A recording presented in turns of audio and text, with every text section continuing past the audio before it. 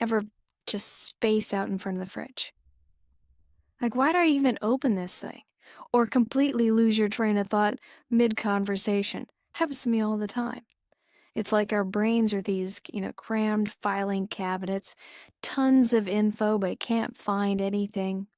So what if we could, hack our brains to remember almost anything? Well, that's what we're diving into, the art and science of memory. We're talking memory champions, ancient mnemonists, even this guy who tried to memorize every single Warner Bros. Cartoon. Yeah, right? You've all heard of photographic memory, that, mental snapshot thing. But scientists are pretty skeptical. There was this woman, Elizabeth, who claimed she could remember everything, worked with a scientist to prove it. But let's just say there were some, inconsistencies. Then there's the opposite. People who can't form new memories at all. Like EP, this guy who, after brain damage, couldn't remember anything new, not even breakfast. But here's the thing, he could still learn new stuff, even though he couldn't remember learning it. Like, teach him a new skill, he'd pick it up, but no memory of the process. It's like his brain was still absorbing stuff, but bypassing the conscious memory part makes you think, right? What even is memory? Speaking of learning without realizing it, you ever notice how you remember phone numbers in chunks? Our brains are way better at remembering things in smaller bits. It's called chunking. Pretty powerful technique. Like, try remembering 10 random words. Tough, right? But group them into categories like animals or colors, and it gets way easier. That's chunking. Finding ways to group stuff that makes sense to your brain. And get this, experts like chess masters, SWAT officers, even chick sexers, they rely on chunking. Years, sometimes decades, building up these mental libraries of patterns so they see something new. Boom, their brain recognizes the chunks and makes connections we'd miss. Take chess masters. They see the best moves instantly. Not because they're geniuses, but because their brains have chunked the board into meaningful units. It's like they see strategies, not just pieces. Which, reminds me of the time I tried speed reading. Figured I'd be a walking encyclopedia, so I got all these books and tapes practicing, trying to, skim and absorb everything. Total backfire. I remembered less because I was so focused on speed that I wasn't actually engaging with the material. It was like my brain was just glazing over everything. Real learning isn't about cramming. It's about understanding and building those mental chunks. And one of those powerful techniques for that, memory palaces. I know, sounds kind of medieval, right? Like Harry Potter or something. But it's been used for centuries, back to ancient Greece. And it's simple, but effective. You pick a place you know well, like your house or a park. Then you imagine placing things you want to remember in specific spots. Grocery lists, dates, anything. The key is to make the images vivid and unusual. Like, instead of just a banana on the counter, imagine a giant talking banana wearing a sombrero, playing maracas. I know, sounds crazy. But trust me, the weirder the better. Our brains are wired to remember spatial stuff. You rarely forget the layout of your house, right? So you link info to spots in a familiar space. You're tapping into that spatial memory, creating strong connections. It's like a mental filing system, but with, talking bananas and stuff. I was skeptical at first. Thought this is too goofy. But I tried it. Chose my childhood home. Started with the front door. Put a giant talking pineapple in the top hat on the donut. Don't ask why, it just pops in my head. Then I walked through the house mentally, putting other items on stuff. Pancakes on a bookshelf, penguins in the bathtub. And it worked. I could walk through my mental house and remember everything. It was like magic. The more I practiced, the more elaborate my palaces got. I built them for everything. History, science, even pop culture. Like, having these mental libraries I could just access. It was fun. But the deeper I got into memory techniques, I realized it's not just about facts and figures. It's about understanding, connecting, making meaning. And that brings me to this fascinating idea, the evolution of memory techniques. Because they've been around for centuries, changing with different cultures. Like in ancient Greece, memory palaces were used by orators to remember speeches. No teleprompters back then, so they relied on mental tricks. Can you imagine reciting a whole speech from memory? And medieval monks, they used memory palaces for entire religious texts and stuff. Saw memory as a spiritual thing. There's even a story about this Italian jurist, Peter of Ravenna. He memorized like 20,000 legal points using a memory palace. So why were these techniques so popular back then? Well, no printing presses or smartphones, right? Information was precious, but it was more than that. They saw memory as a core part of learning and understanding, not just rote memorization, but weaving together information and ideas. They understood memory as more than just storing data. It's about creating connections, shaping our view of the world. Makes you wonder, right? In our age of Google, have we lost something? Have we become so reliant on external memory that we've neglected our own minds? Because let's be real, we're drowning in information these days. But are we actually keeping any of it? Or just skimming, letting it wash over us? It's a question worth thinking about. Because even with all this technology, our brains are still the main processors. And the more we know about how they work, the better we can handle all this information. So we've talked about improving memory, right?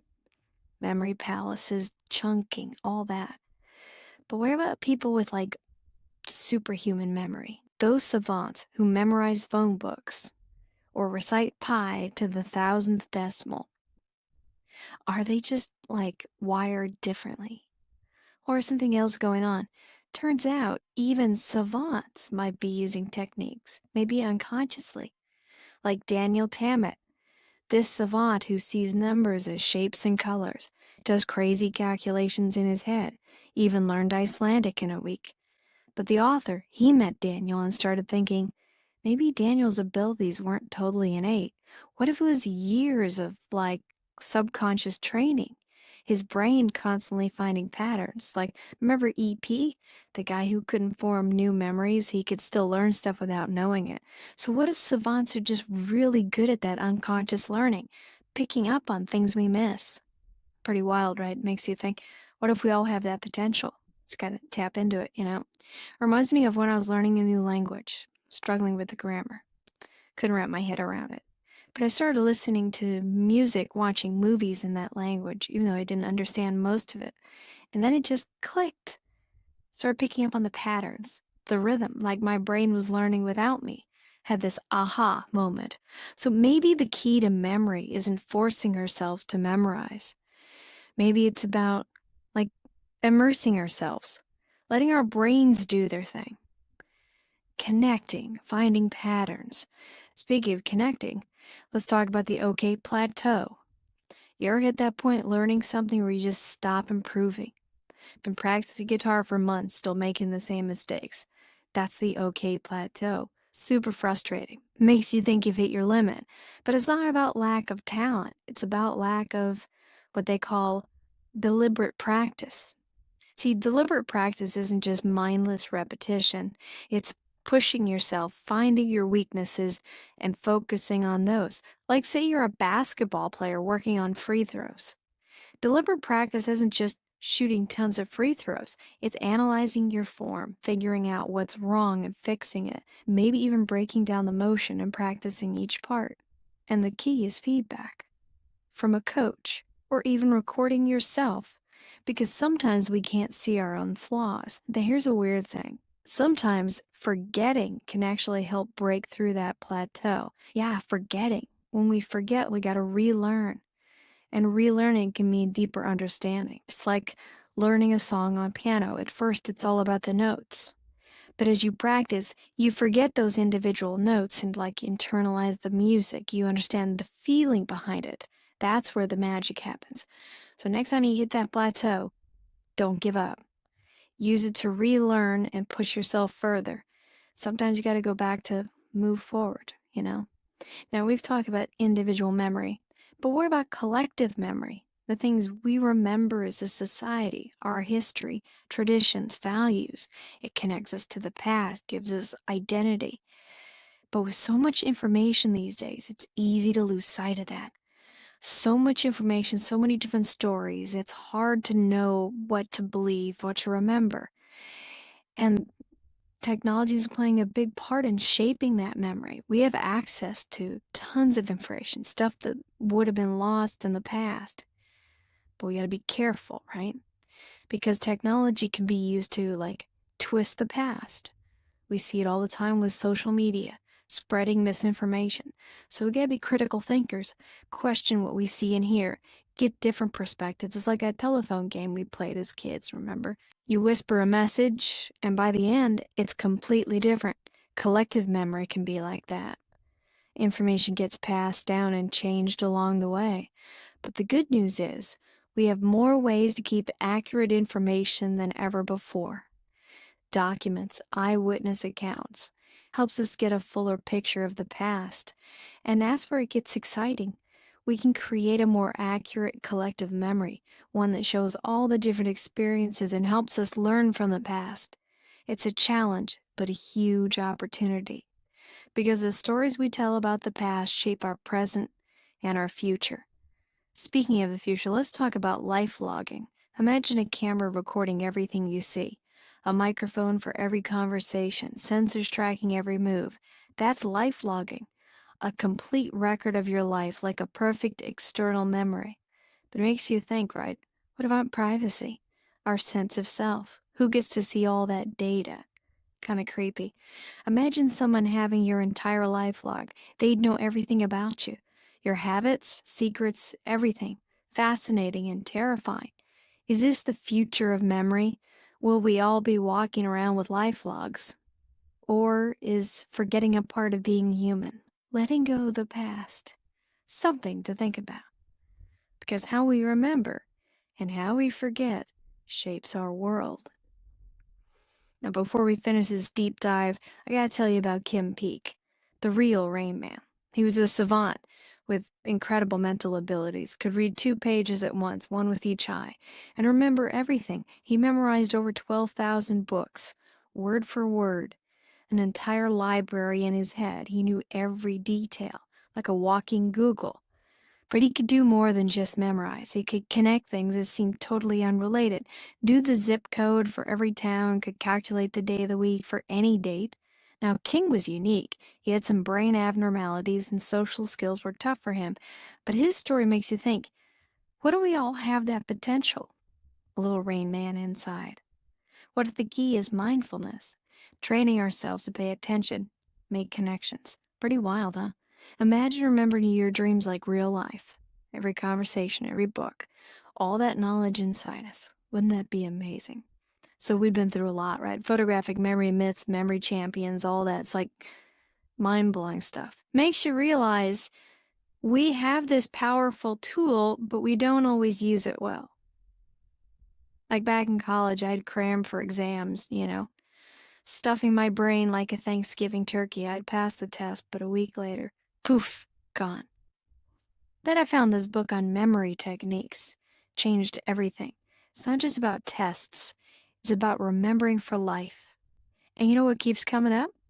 Memory palaces. They're like the ultimate memory tools. Like imagine instead of just reading a history book, you could walk through a memory palace filled with images and scenes. You could meet the people, hear the sounds, even smell the aromas of different times. Wouldn't that be something? They're like, remember that scene in Titanic where Rose goes back and walks through the ship, reliving everything? A memory palace is kind of like that, but for anything you want. And anyone can build one. It's not just for geniuses, it's using your imagination, your spatial memory, creating those vivid connections in your mind. It's like, remember building forts as a kid? You do that fort inside and out, right? A memory palace is kind of like that, but you're building with your imagination. And the more you use it, the stronger it gets, like a mental muscle. So what does this all mean? It means you can improve your memory. Learn anything you want. Unlock that potential in your brain. But it's bigger than that. Memory is more than just storing stuff. It's connecting with the past, shaping our now, imagining the future. It's making sense of it all, becoming the authors of our own stories. So next time you can't remember something, don't worry. Just remember how powerful your mind is. And hey, maybe take a walk through your own memory palace. See what you find. You never know what's waiting in there. Thanks for watching. please subscribe, like, comment, and share. Until then, drive safely and keep learning. I'll catch you on our next deep dive.